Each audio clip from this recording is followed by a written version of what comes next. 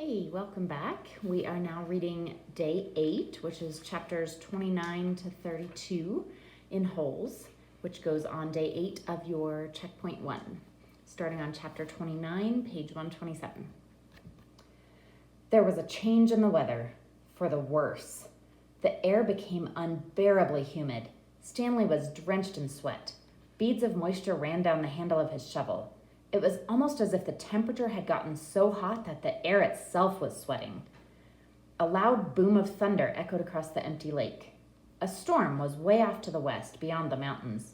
Stanley could count more than 30 seconds between the flash of lightning and the clap of thunder. That was how far away the storm was. Sound travels a great distance across a barren wasteland. Usually Stanley couldn't see the mountains at this time of day. The only time they were visible was just at sunup, before the air became hazy.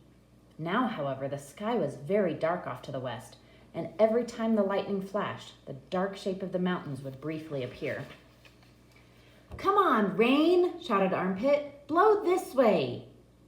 "Maybe it'll rain so hard it will fill up the whole lake," said Squid. "We can go swimming." 40 days and 40 nights, said X-Ray. "Guess we better start building us an ark. Get 2 of each animal, right?" "Right," said Zigzag. 2 rattlesnakes, 2 scorpions, 2 yellow-spotted lizards. The humidity, or maybe the electricity in the air, had made Zigzag's head even more wild-looking. His frizzy blonde hair stuck almost straight out.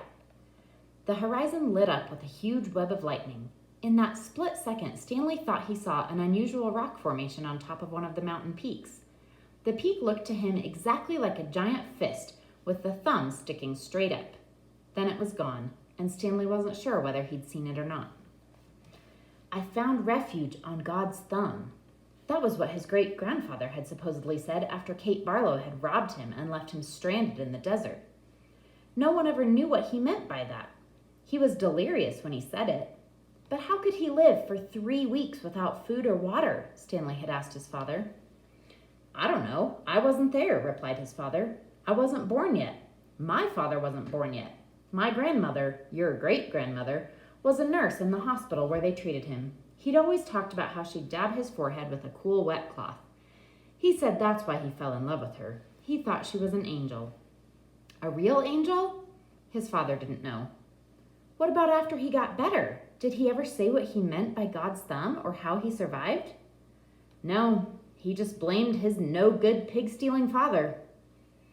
The storm moved off farther west, along with any hope of rain, but the image of the fist and thumb remained in Stanley's head.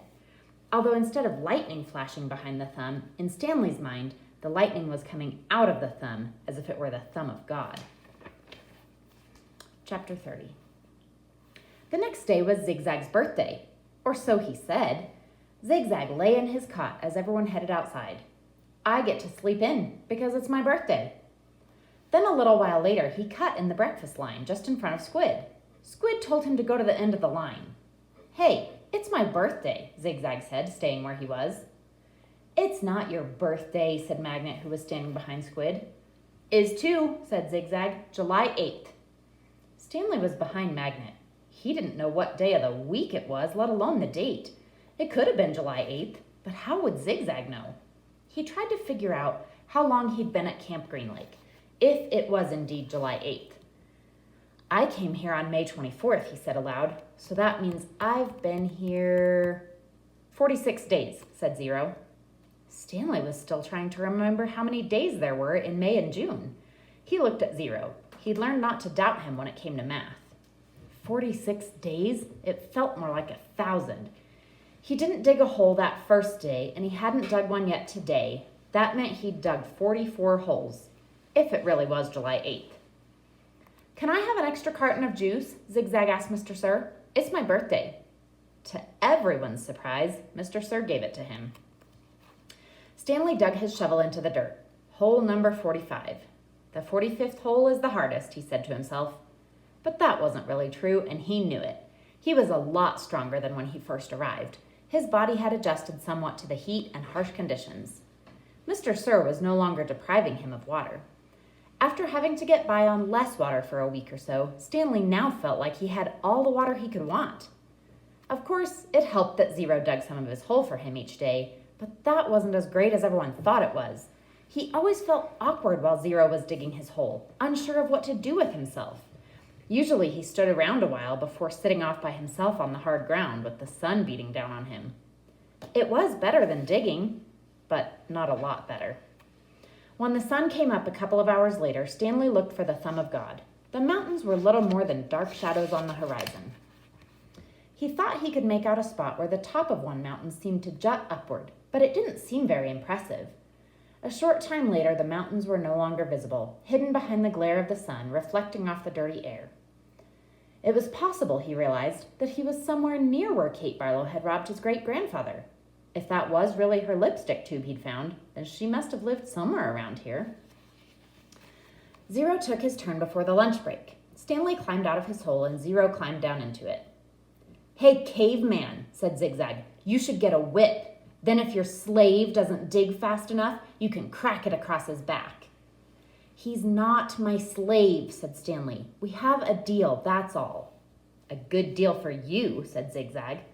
"It was Zero's idea, not mine."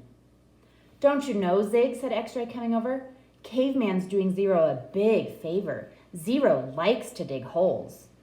"He sure is a nice guy to let Zero dig his hole for him," said Squid. "Well, what about me?" asked Armpit. "I like to dig holes too. Can I dig for you, Caveman, after Zero's finished?" The other boys laughed. "No, I want to," said Zigzag. "It's my birthday." Stanley tried his best to ignore them. Zigzag kept at it. "Come on, Caveman, be a pal. Let me dig your hole." Stanley smiled as if it were all a big joke. When Mr. Pendanski arrived with water and lunch, Zigzag offered Stanley his place in line. "Since you're so much better than me." Stanley remained where he was. "I didn't say I was better." "You're insulting him, Zig," said X-Ray. "Why should Caveman take your place when he deserves to be at the very front? He's better than all of us. Aren't you, Caveman?" "No," said Stanley. "Sure you are," said X-Ray. "Now come to the front of the line where you belong." "That's okay," said Stanley. "No, it's not okay," said X-Ray. "Get up here." Stanley hesitated, then moved to the front of the line. "Well, this is a first," said Mr. Pendanski, coming around the side of the truck. He filled Stanley's canteen and handed him a sack lunch. Stanley was glad to get away. He sat down between his hole and Zero's. He was glad that he'd be digging his own hole for the rest of the day. Maybe the other boys would leave him alone. Maybe he shouldn't let Zero dig his hole for him anymore. But he needed to save his energy to be a good teacher. He bit into his sandwich, which contained some kind of meat and cheese mixture that came in a can. Just about everything at Green Lake came in a can. The supply truck came once a month. He glanced up to see Zigzag and Squid walking toward him. "I'll give you my cookie if you let me dig your hole," said Zigzag. Squid laughed. "Here, take my cookie," said Zigzag, holding it out for him. "No thanks," said Stanley. "Come on, take my cookie," said Zigzag, sticking it in his face. "Leave me alone," said Stanley. "Please eat my cookie," said Zigzag, holding it under Stanley's nose. Squid laughed. Stanley pushed it away. Zigzag pushed him back. "Don't push me." "I didn't." Stanley got to his feet. He looked around. Mr. Pendanski was filling Zero's canteen. Zigzag pushed him again. "I said, don't push me." Stanley took a step backward, carefully avoiding Zero's hole. Zigzag kept after him. He shoved Stanley and said, "Quit pushing." "Lay off," said Armpit, as he, Magnet, and X-Ray joined them. "Why should he?" snapped X-Ray. "Caveman's bigger. He can take care of himself." "I don't want any trouble," Stanley said. Zigzag pushed him hard. "Eat my cookie," he said. Stanley was glad to see Mr. Pendanski coming toward them, along with Zero. "Hi, Mom," said Armpit. "We were just fooling around." "I saw what was going on," Mr. Pendanski said. He turned to Stanley. "Go ahead, Stanley," he said. "Hit him back. You're bigger." Stanley stared at Mr. Pendanski in astonishment. "Teach the bully a lesson," said Mr. Pendanski. Zigzag hit Stanley on the shoulder with his open hand. "Teach me a lesson," he challenged.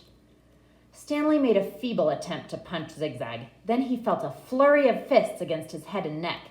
Zigzag had hold of his collar with one hand and was hitting him with the other. The collar ripped and Stanley fell backward onto the dirt. "That's enough," Mr. Pendanski yelled.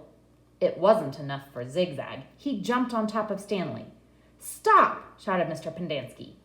The side of Stanley's face was pressed flat against the dirt. He tried to protect himself, but Zigzag's fists slammed off his arms and pounded his face into the ground.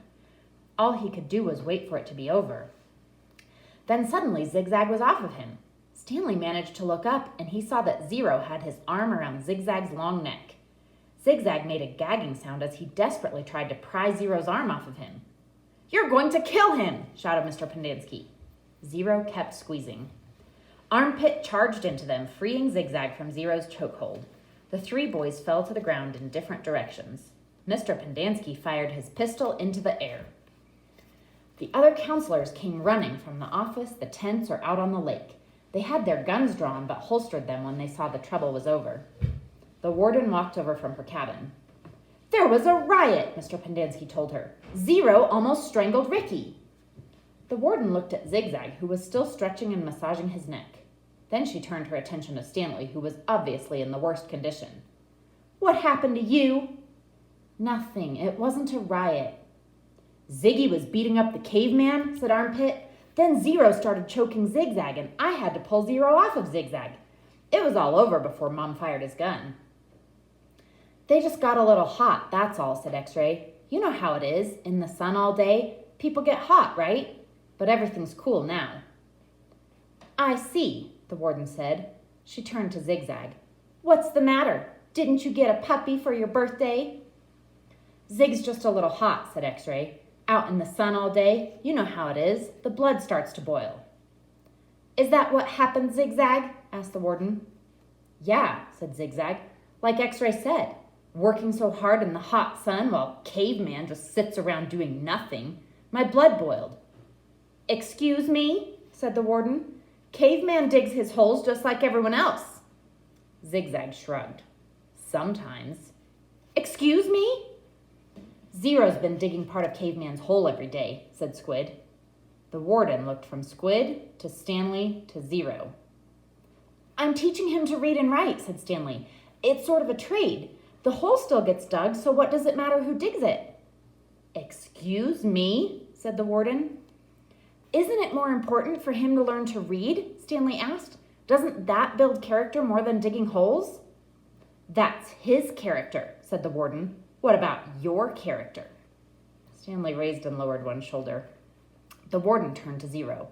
"Well, Zero, what have you learned so far?" Zero said nothing. "Have you just been digging Caveman's hole for nothing?" the warden asked him. "He likes to dig holes," said Mr. Pendanski. "Tell me what you learned yesterday," said the warden. "Surely you can remember that." Zero said nothing. Mr. Pendanski laughed. He picked up a shovel and said, "You might as well try to teach this shovel to read. It's got more brains than Zero." "The at sound," said Zero. "The at sound," repeated the warden. "Well then tell me, what does C-A-T spell?" Zero glanced around uneasily. Stanley knew he knew the answer. Zero just didn't like answering questions. "Cat," Zero said. Mr. Pendanski clapped his hands. "Bravo, bravo, the boy's a genius." "F-A-T?" asked the warden. Zero thought a moment. Stanley hadn't taught him the F sound yet. "F," Zero whispered. "F, fat." "Fat." "How about H-A-T?" asked the warden. Stanley hadn't taught him the H sound either. Zero concentrated hard, then said, "Chat." All the counselors laughed. "He's a genius, all right," said Mr. Pendanski. "He's so stupid, he doesn't even know he's stupid." Stanley didn't know why Mr. Pendanski seemed to have it in for Zero. If Mr. Pendanski only thought about it, he'd realize it was very logical for Zero to think that the letter H made the ch sound. "Okay, from now on, I don't want anyone digging anyone else's hole," said the warden, "and no more reading lessons." "I'm not digging another hole," said Zero. "Good," said the warden. She turned to Stanley. "You know why you're digging holes? Because it's good for you. It teaches you a lesson. If Zero digs your hole for you, then you're not learning your lesson, are you?" I guess not, Stanley mumbled, although he knew they weren't digging just to learn a lesson. She was looking for something that belonged to Kiss and Kate Barlow. Why can't I dig my own hole but still teach Zero to read? He asked. What's wrong with that? I'll tell you what's wrong with that, the warden said. It leads to trouble. Zero almost killed Zigzag. It causes him stress, said Mr. Pendanski. I know you mean well, Stanley, but face it. Zero's too stupid to learn to read. That's what makes his blood boil, not the hot sun. I'm not digging another hole, said Zero. Mr. Pendanski handed him the shovel. Here, take it, Zero. It's all you'll ever be good for. Zero took the shovel. Then he swung it like a baseball bat. The metal blade smashed across Mr. Pendanski's face. His knees crumpled beneath him. He was unconscious before he hit the ground. The counselors all drew their guns. Zero held the shovel out in front of him as if he were going to try to bat away the bullets. I hate digging holes, he said. Then he slowly backed away. Don't shoot him, said the warden. He can't go anywhere. The last thing we need is an investigation. Zero kept backing up, out past the cluster of holes the boys had been digging, then farther and farther out onto the lake. He's going to have to come back for water, the warden said. Stanley noticed Zero's canteen lying on the ground near his hole. A couple of the counselors helped Mr. Pendanski to his feet and into the truck. Stanley looked out toward Zero, but he had disappeared into the haze. The warden ordered the counselors to take turns guarding the shower room and rec room all day and all night. They were not to let Zero drink any water. When he returned, he was to be brought directly to her. She examined her fingernails and said, It's almost time for me to paint my nails again. Before she left, she told the 6 remaining members of Group D that she still expected 7 holes. Stanley angrily dug his shovel into the dirt. He was angry at everyone, Mr. Pendanski, the warden, Zigzag, X-Ray, and his no-good, dirty, rotten, pig-stealing great-great-grandfather. But mostly, he was angry at himself. He knew he should never have let Zero dig part of his hole for him. He could have still taught him to read. If Zero could dig all day and still have the strength to learn, then he should have been able to dig all day and still have strength to teach. What he should do, he thought, was go out after Zero. But he didn't. None of the others helped him dig Zero's hole, and he didn't expect them to. Zero had been helping him dig his hole. Now he had to dig Zero's. He remained out on the lake, digging during the hottest part of the day, long after everyone else had gone in. He kept an eye out for Zero, but Zero didn't come back. It would have been easy to go out after Zero. There was nobody to stop him. He kept thinking that's what he should do. Maybe they could climb to the top of Big Thumb. If it wasn't too far away, and if it was really the same place where his great-grandfather found refuge, and if after 100 years or so the water was still there. It didn't seem likely, not when an entire lake had gone dry. And even if they did find refuge on Big Thumb, he thought, they'd still have to come back here eventually. Then they'd both have to face the warden and her rattlesnake fingers. Instead, he came up with a better idea, though he didn't have it quite all figured out yet. He thought maybe he could make a deal with the warden. He'd tell her where he really found the gold tube if she wouldn't scratch Zero. He wasn't sure how he'd make this deal without getting himself in deeper trouble. She might just say, tell me where you found it or I'll scratch you too. Plus, it would mean X-Ray would get in trouble too. She'd probably scratch him up as well. X-Ray would be out to get him for the next 16 months. He dug his shovel into the dirt. By the next morning, Zero still hadn't returned. Stanley saw one of the counselors sitting guard by the water spigot outside the shower wall. Mr. Pendanski had 2 black eyes and a bandage over his nose. I always knew he was stupid, Stanley heard him say. Stanley was required to dig only 1 hole the next day. As he dug, he kept a constant watch out for Zero, but never saw him. Once again, he considered going out on the lake to look for him, but he began to realize that it was already too late. His only hope was that Zero had found God's thumb on his own. It wasn't impossible. His great-grandfather had found it. For some reason, his great-grandfather had felt the urge to climb to the top of that mountain. Maybe Zero would feel the same urge. If it was the same mountain. If water was still there. He tried to convince himself it wasn't impossible. There had been a storm just a few days ago. Maybe Big Thumb was actually some kind of natural water tower that caught and stored the rain. It wasn't impossible.